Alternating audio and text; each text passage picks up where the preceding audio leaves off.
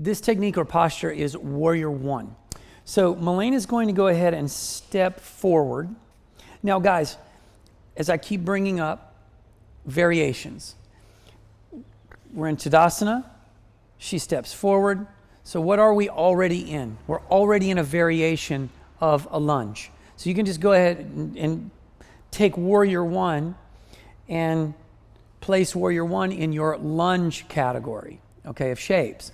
So what is the unique quality that warrior one, or qualities that warrior one would have compared to a regular lunge? So come into a regular lunge. Okay, beautiful. So this is how we understand the general lunge pose. So you'll see that the feet are basically just maybe a fist or so distance apart. It's not very wide. Pelvis is neutral. Warrior one typically is understood as this back heel is down, okay? And you'll also notice that Melayne took a step out. So Melayne, do this for me. Could you face that way and come back into it? Okay, so come back to lunge. So guys, you might notice this line right here. See this line that's running across the floor?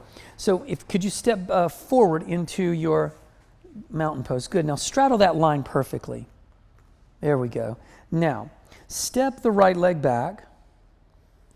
Good. And you'll notice when she steps back for the lunge that there's very little change in the distance, this foot, or the relationship distance between this foot and the line and that foot.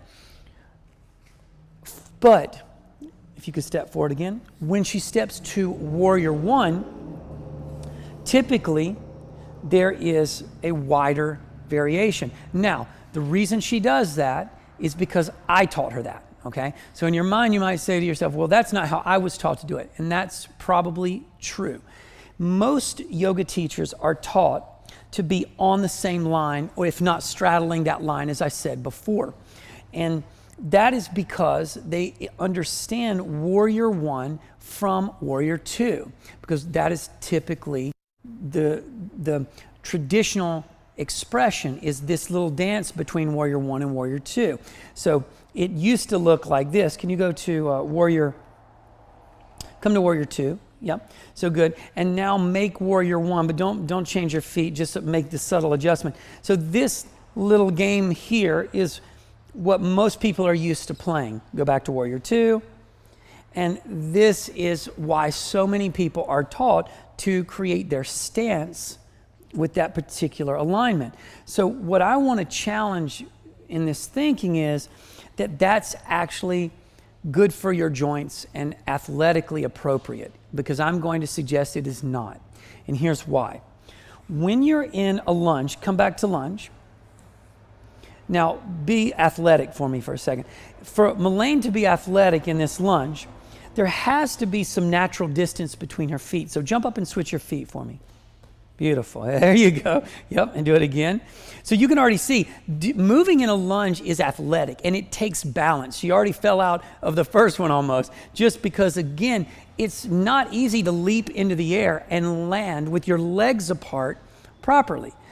But what lunging is in fact that idea of taking these strides forward and splitting your feet quite a distance apart. Because again, this can be a lunge, but in big athletic movement, you're taking deep steps. So in this particular case, let's turn this way. Good. So I'm going to ask you to think about this for a moment. If the warrior series, warrior one, warrior two, warrior three, if they all have to do with the narrative of the swordsman, the swordswoman, the swordsperson, the original narrative is a male who is avenging love and death and all the narratives that come from the world of the traditional Hindu text. The first shape, if this is basically how the narrative goes. The shape goes warrior one, okay? We're looking up. We come up through the earth. We open into warrior two. And then we lunge forward and stab with warrior 3. Boom. Okay? Okay, good. That is the traditional narrative of classical warrior shapes. So what I'm asking you then to apply is the understanding of how your body must be positioned if you want to actually do that accurately. So if you're in a warrior 2 shape, go ahead and come into warrior 2. If you're in a warrior 2 shape, you have to remember this is not just a shape, but it's actually a position from which you attack or defend or move. So it actually has to be practical, which means that if Melayne wants to begin shuffling across the floor with her sword in her hand, she's going to have to make some subtle adjustments, but go ahead and start moving. Yes, you can see a little good. Now back. Now you see, okay, good, and that's fine. You see that she hasn't lost this alignment. This is pretty accurate. The heel, front heel, is still in line with the back arch. So that hasn't really changed much, right? But let's imagine that she's now forward facing. So now she's in warrior 1. So the difference between her being in warrior 2, which was a profiled position, with her back hip literally in alignment with her front hip, and her back foot in alignment with her front foot, so she's completely profiled. So that means she's protecting herself, her vital organs in martial arts. That's what we do. So when she turns and faces forward, now she's exposing herself. So let me explain something to you in the world of combat. As an example, when you're profiled, this is commonly understood as a defensive position. It can be offensive, but it's commonly understood as defense. And when you throw a punch or a kick, offense. And notice that in offense, she has to expose herself. So the upside of offense is that I can attack. But the downside of offense is I'm slightly exposed. I have to be vulnerable in order to strike. So let's translate that into yoga posture work. So now let's take her back. You're going to face these guys now. So let's do everything we just did. Warrior 2. Notice the profile. Notice her profile. Now she goes to warrior 1. And notice she's now forward. Okay? So she's changed her stance, because if she left her right foot back here on this line, and she went to rotate around, and she did not have enough joint mobility or range or flexibility of the tissue around the joint to actually pull this around and keep all of her integrity here, which is, again, very, very hard to do, then something's going to be sacrificed in this torque, and it could be her soft tissue. It also could be her stability. It might be the soft tissue, it might be the stability, it might be both, but I can tell you that even if she has the flexibility to torque this way, keep that foot on that line and come in this position, this is not a place that you would be incredibly athletic from at all. And a lot of people argue, well, that's not what the shape's about. It's not about being athletic. It's about stretching this, this particular, the back leg, extended back leg. It's about stretching the psoas or hip flexor. But I would say to you, there are better places for you to focus on stretching than in a stance that is actually architecturally built in a very unusual way that you would never actually apply in the real world. No one is going to stand with their feet on a single line and torque their hip around, and in doing so challenge that joint here. It's not going to happen.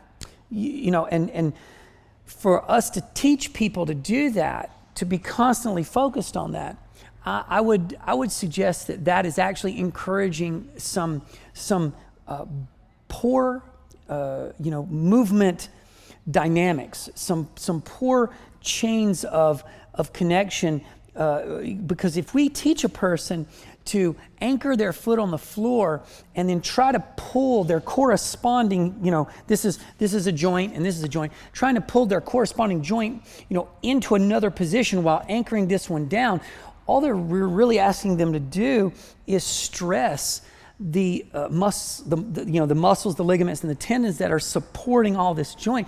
I don't think that that's a great idea. Now, you might say, well, that's just stretching. Well, it would be stretching if it were not for the fact that, and yes, is it stretching? Yes. But what I mean is, it would be healthy stretching if it were not for the fact that the position that you're asking your body to be in right now is not in service to the primary joint that's taking the torque or the rotation, which is the knee. The knee is having to take all this turn, and the knee just simply isn't designed to rotate like that. It doesn't rotate in spirals. It's a hinge joint. Does that make sense? So I'm not going to ask a hinge joint to behave like a spiral, because I don't think that it's actually in service to the ligaments that link the bones together and keep stability. So that's just an opinion. You can do it your way, but this is how I teach this shape for you guys to understand better. So I would say then Warrior One, the foot is stepped out, so the back knee is not being torqued or rotated. It's actually free to be in its normal, most stable position. Now the hips are square, and I don't have to work, incredibly hard to make my hips square. I can actually, most people will be able to root or anchor the back heel down to the floor. That shouldn't be a problem. I can softly bend the knee if I need to. That's fine. If I can't, if I need some space. But now my next point of focus will be my hips. I don't want my hips to come into this interior tilt, and I don't want my ribs to spill out. So what I'm going to be focused on is the distance now. So now we talked about the width, but now we're going to talk about the distance between these 2 feet from front to back, okay? Not side to side, okay? So now, if Melayne needs to step this foot forward a little bit, that's fine, because that will allow her to keep a neutral pelvic position and keep her ribs cinched in nice and tight. This whole area can stay cinched, okay? If by stepping that foot back, she can maintain a neutral pelvis and she can feel the stretch here a little bit more, excellent, no problem.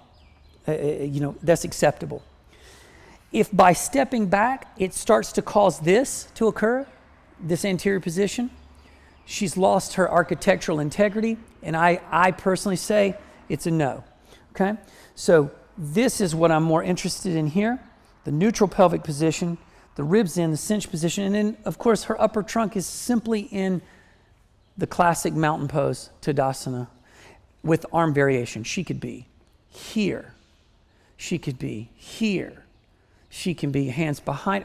I mean, guys, it doesn't matter. These are variations. This is irrelevant. But the standard Warrior One shape is typically expressed with the arms up. I like the sword mudra on the hands personally, but she could have the arms open to create space through the shoulders if this is too tense for you. Definitely don't reach up and bring the shoulders around the ears. Definitely keep your alignment that you originally had in your mountain pose. And if this is even a bit aggravating, then open the arms up more and create even more space here, and then create some opening on the front line. Totally beautiful.